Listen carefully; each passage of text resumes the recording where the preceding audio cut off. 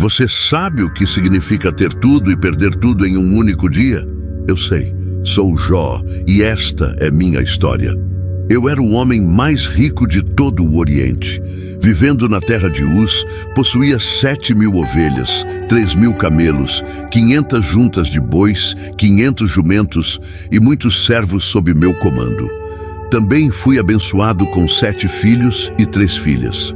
Temia a Deus e evitava o mal. Quando meus filhos faziam festas em suas casas e convidavam suas irmãs para comer e beber com eles, eu me assegurava de que fossem purificados. Ao amanhecer, sacrificava um holocausto por cada um deles. Em um dia específico, enquanto meus filhos e filhas estavam celebrando e bebendo vinho na casa do irmão mais velho, um mensageiro veio a mim e disse: os bois estavam arando e os jumentos pastando perto, quando os sabeus atacaram e os levaram. Mataram os servos, e eu sou o único que escapou para te contar. Enquanto ele ainda falava, outro mensageiro chegou e disse: o fogo de Deus caiu do céu e queimou as ovelhas e os servos, e eu sou o único que escapou para te contar. Enquanto ele ainda falava, outro mensageiro chegou e disse: os caldeus formaram 3 grupos de saqueadores e atacaram seus camelos e os levaram. Mataram os servos, e eu sou o único que escapou para te contar. Uma vez mais, outro mensageiro veio e disse: seus filhos e filhas estavam celebrando e bebendo vinho na casa do irmão mais velho, quando, de repente, um vento poderoso soprou do deserto e atingiu os 4 cantos da casa. Ela desabou sobre eles e estão mortos. O desespero de Jó. Eu estava destroçado. Incrédulo, rasguei minha túnica e raspei minha cabeça. Caí ao chão, gemendo e sofrendo, pois meu maior medo havia se tornado realidade. Tomei um pedaço de cerâmica quebrada e me raspei com ele enquanto estava sentado entre as cinzas. Minha própria esposa me disse: você ainda mantém sua integridade? Ela me disse para amaldiçoar a Deus e morrer. Essas foram as palavras que minha própria esposa me dirigiu. Eu repliquei: você fala como uma mulher insensata. Aceitaríamos o bem de Deus e não aceitaríamos o mal? Pois em tudo isso não culpei a Deus de fazer o mal. Não pequei com o que disse. A chegada dos amigos. Quando meus amigos Elifaz, Bildade e Zofar ouviram sobre todas as minhas tribulações, partiram de suas casas e se encontraram por acordo para me consolar e mostrar solidariedade. Os 3 eram mais velhos do que eu. Quando me viram à distância, mal puderam me reconhecer. Começaram a chorar aos gritos, rasgaram suas túnicas e jogaram pó sobre suas cabeças. Em seguida, sentaram-se no chão comigo por 7 dias e 7 noites. Ninguém disse uma palavra, pois viram quanto eu estava sofrendo. O questionamento de Jó. Abri minha boca e amaldiçoei o dia do meu nascimento. Exclamei: que pereça o dia em que nasci e a noite que disse: um menino foi concebido. Que esse dia se torne escuridão. Que Deus acima não se preocupe por ele. Que nenhuma luz brilhe sobre ele. Comecei a questionar tudo. Por que a vida é dada aos que estão em miséria e aos amargurados, àqueles que anseiam pela morte que não vem, que a buscam mais do que um tesouro escondido, que se enchem de alegria e se regozijam quando alcançam a tumba? Por que a vida é dada a um homem cujo caminho está oculto, a quem Deus cercou? Meu alimento diário se tornou suspiros e gemidos como água. O que temia aconteceu. Não tive paz, nem tranquilidade. Não tive descanso, apenas turbulências. Meu espírito estava destroçado. Meus dias foram encurtados. A tumba me esperava. Os escarnecedores me rodearam. Meus olhos tiveram que encontrar sua hostilidade. Orei: dê-me, ó Deus, a promessa que exiges. Quem mais me dará segurança? Meus olhos se tornaram embaçados pela tristeza. Todo o meu corpo era apenas uma sombra. Disse: meus dias se passaram. Meus planos foram desfeitos. Os conselhos dos amigos. Meus 3 amigos, Elifaz, Bildade e Zofar, me consolaram. Como todos os amigos, tinham a intenção de me fortalecer em meu sofrimento. Eles também deram sua opinião sobre o assunto. Falaram sobre por que Deus permite que as pessoas sofram. Eles acreditavam que eu estava sofrendo porque havia feito algo errado.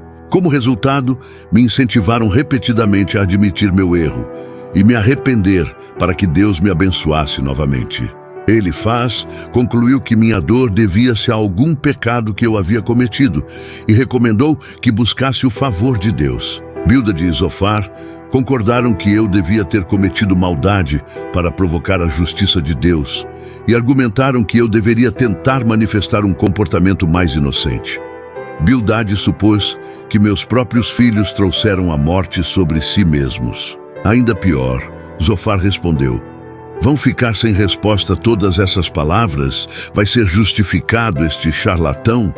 Suas palavras vazias calarão os demais? Ninguém o repreenderá quando se burla? Você diz a Deus: minhas crenças são imaculadas e sou puro diante de seus olhos. Oh, como eu desejaria que Deus falasse, que abrisse seus lábios contra você e revelasse os segredos da sabedoria, porque a verdadeira sabedoria tem dois lados. Saiba disso, Deus até esqueceu alguns de seus pecados. Acaso ele não reconhece os enganadores e quando vê o mal, não toma nota? Mas se você dedicar seu coração a ele e estender suas mãos para ele, se apartar o pecado que está em suas mãos e não permitir que a maldade habite em sua tenda, então, livre de culpa, você levantará seu rosto. Você estará firme e sem medo. Certamente você esquecerá sua aflição, lembrando-se dela apenas como águas passadas. Eles assumiram que meus problemas eram um sinal certo do julgamento de Deus, mas eu temia a Deus e evitava o mal. A frustração de Jó. Em certo ponto me cansei deles. Eu lhes disse: sem dúvida vocês são as únicas pessoas que importam, e a sabedoria morrerá com vocês. Mas eu também tenho uma mente. Não sou inferior a vocês. Quem não sabe todas essas coisas? Me tornei motivo de zombaria para meus amigos. Embora eu tenha clamado a Deus e ele tenha respondido, um mero motivo de zombaria, embora eu fosse justo e íntegro. Mas desejo falar com o Todo-Poderoso e argumentar meu caso com Deus. No entanto, vocês me caluniam com mentiras. São médicos inúteis, todos vocês. Se ao menos se calassem completamente. Para vocês, isso seria sabedoria. Ouçam agora meu argumento. Ouçam as súplicas dos meus lábios. Vão falar perversamente em nome de Deus. Vão falar falsamente por ele? Vão mostrar parcialidade a seu favor? Vão argumentar o caso de Deus? Lhes iria bem se ele os examinasse. Poderiam enganá-lo como enganariam um mortal. Certamente ele os chamaria a prestar contas se mostrassem parcialidade em segredo. Não seria seu esplendor o que os aterrorizaria? Não cairia o temor dele sobre vocês? Embora ele me mate, esperarei nele. Certamente defenderei meus caminhos diante dele. De fato, isso se tornará para minha libertação, pois nenhum ímpio se atreveria a comparecer diante dele. Agora que preparei meu caso, sei que serei justificado. Alguém pode me acusar? De ser assim, permanecerei em silêncio e morrerei. Só me conceda estas duas coisas, Deus, e então não me esconderei de você. Afaste sua mão de mim e pare de me assustar com seus terrores. Então me chame e eu responderei, ou me deixe falar e você me responderá. Quantos erros e pecados cometi! Eu estava pronto para enfrentar a Deus. Eu lhe pediria que me mostrasse minha ofensa e meu pecado. Deus, por que você esconde seu rosto e me considera seu inimigo? Você prende meus pés em grilhões. Você observa de perto todos os meus caminhos, marcando as plantas dos meus pés. O sofrimento foi demais para mim, e agora estou amargurado, ansioso e assustado. Rejeito a injustiça de Deus, que permite que os malvados prosperem, enquanto eu e muitas outras pessoas honestas sofrem. Quero enfrentar a Deus e protestar, mas não consigo encontrar a Deus fisicamente. Eu disse aos meus amigos: tão certo como vive Deus, que me negou justiça, o Todo-Poderoso, que amargou minha vida, enquanto eu tiver vida dentro de mim, o sopro de Deus em minhas narinas, meus lábios não dirão nada maligno, e minha língua não pronunciará mentiras. Nunca admitirei que vocês têm razão.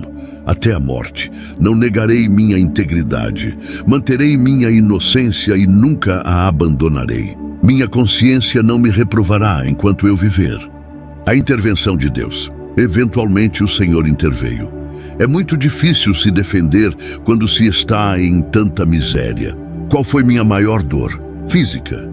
Eu estava coberto de feridas da cabeça aos pés, cansado e exausto, e com uma dor excruciante. Social. Devido à minha aparência física e ao fato de que a comunidade local estava ciente da minha tragédia recente, me tornei um pária social. As pessoas passavam para o outro lado da rua em vez de conversar comigo, já que eu estava sentado no Monte de Cinzas, no final da cidade. Até os adolescentes riam de mim. Eu enfrentava a dor mental de não saber por que essas coisas angustiantes estavam acontecendo comigo, especialmente porque parecia que não havia nada em meu passado que apontasse para isso. Espiritual. Minha angústia espiritual era muito pior do que qualquer outra, porque me sentia separado de Deus. Esta foi a verdadeira, a mais excruciante das penas. O sofrimento é muito mais agonizante quando acreditamos que Deus está distante e desinteressado. No entanto, quando finalmente pude falar com Deus, as coisas não saíram como planejei. Durante meus discursos, 36 vezes pedi a Deus que falasse comigo. Agora recebi meu desejo. O Senhor então falou comigo. Ele disse: quem é este que obscurece meus planos com palavras sem conhecimento? Prepare-se como um homem. Eu lhe perguntarei e você me responderá. Onde estava você quando eu lancei os fundamentos da terra? Diga-me se você entende. Quem determinou suas dimensões? Certamente você sabe. Quem estendeu uma linha de medição sobre ela? Sobre o que se assentaram seus fundamentos? Ou quem colocou sua pedra angular enquanto as estrelas da manhã cantavam juntas e todos os anjos gritavam de alegria? Quem encerrou o mar atrás de portas, quando brotou do ventre, quando fiz das nuvens sua roupa e o envolvi em densas trevas? Quando estabeleci limites para ele e coloquei suas portas e ferrolhos, quando disse: até aqui chegarás e não mais além, aqui se deterão suas ondas orgulhosas. Você já deu ordens amanhã, ou mostrou ao amanhecer seu lugar, para que tomasse a terra pelos bordos e sacudisse os ímpios dela? A terra toma forma como o barro sob um selo. Suas características ressaltam como as de uma vestimenta. O que contende com o Todo-Poderoso o corrigirá. Deixe que quem acusa a Deus responda a ele. Eu respondi ao Senhor: sou indigno, como posso responder-lhe? Coloquei minha mão sobre minha boca. Falei uma vez, mas não tenho resposta. 2 vezes, mas não direi mais. O Senhor respondeu: desacreditaria minha justiça? Condenaria a mim para se justificar? Você tem um braço como o de Deus e pode sua voz tronar como a dele? Então se adorne com glória e esplendor e se vista de honra e majestade. Desate a fúria de sua ira. Olhe para todos os que são orgulhosos e humilhe-os. Olhe para todos os que são orgulhosos e derrube-os. Amasse os ímpios onde quer que estejam. Enterre-os juntos no pó. Cubra seus rostos na tumba. Então eu mesmo admitirei que sua mão direita pode salvá-lo. A humildade de Jó. Caí ao chão e disse: sei que tu podes fazer todas as coisas. Nenhum dos teus propósitos pode ser frustrado. Tu disseste: ouça agora e eu falarei. Eu lhe perguntarei e você me responderá. Portanto me desprezo e me arrependo em pó e cinzas. A restauração de Jó. O Senhor terminou perguntando se eu estava em posição de julgar, dizendo que é inapropriado para mim acreditar que ele deveria se explicar diante de mim. Me senti muito pequeno. Como servo de Deus, fui justificado. Meus 3 amigos, por outro lado, foram severamente castigados por Deus. O Senhor disse que eles não falaram com precisão sobre mim. O aspecto notável das duas conversas de Deus comigo é que Ele ainda não respondeu às minhas perguntas. Orei por meus amigos, e o Senhor restaurou minha fortuna e me deu o dobro do que eu tinha antes. Todos os meus irmãos e irmãs e todos os que me conheciam antes vieram e comeram comigo em minha casa. Eles me consolaram e me confortaram, e cada um me deu uma moeda de prata e um anel de ouro. O Senhor abençoou a última parte da minha vida mais do que a primeira. Eu tinha 14.000 ovelhas, 6.000 camelos, 1.000 juntas de bois e 1.000 jumentos. Espero que você tenha aprendido com esta história. Se você ainda não aceitou Jesus como seu Salvador, ainda há tempo. Deus abençoe sua vida.